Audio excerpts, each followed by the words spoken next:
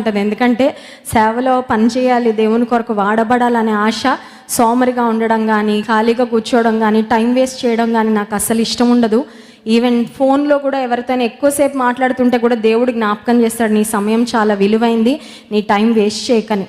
So అందువలన పరిచర్యలో rest తీసుకోకుండా డెలివరీలు అయిన తర్వాత మీరందరూ చూస్తూనే ఉన్నారు.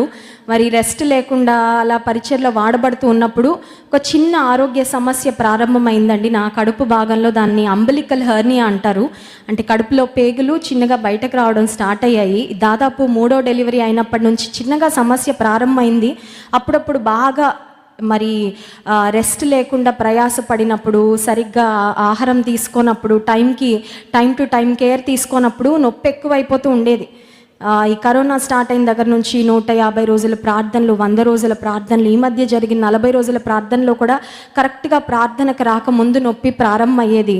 ఒక్కోసారి ఎలా ఉండేదంటే పరిస్థితి, ఇక్కడ ఏదో ఒక పెద్ద పుండు ఉన్నట్లు ఉండేదండి. కానీ ఇక్కడ నిలబడి అన్నీ మర్చిపోయి ప్రభువుని స్తుతించి ఆరాధిస్తూ ఉండేదాన్ని.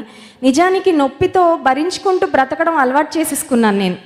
కొన్నిసార్లు మనం అలాగే కదండి, కొన్ని సమస్యలు పోవని తెలిసినప్పుడు ప్రభువా పోగొట్టయ్యా, తీసేయ్యా ప్రార్థన చేసుకునేదాన్ని.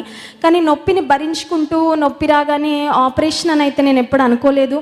ప్రభువును స్వస్థపరుస్తావని, మరి ఇంటికి వెళ్ళిన తర్వాత ప్రార్థన చేసుకొని పడుకుంటే ఉదయానికల్లా మళ్ళీ హెల్త్ బెటర్ అవుతూ ఉండేది. అలా ముందుకు వెళ్ళిపోతూ ఉండేదాన్ని. కానీ నేను అనుకుంటాను, దేవుడు అనుకున్నాడు, నీకు నొప్పొద్దు బిడ్డ, నేను నీకు ఉపశమనం ఇస్తాను అనుకున్నాడు. హల్లెలూయా. నువ్వు ఇంకా బాగా పనిచేయాలా, నువ్వు ఇంకా బాగా నా కోసం పరిగెత్తాలి, నువ్వు నొప్పితో ఉండడం నాకు ఇష్టం లేదని ప్రభు అనుకున్నాడేమో.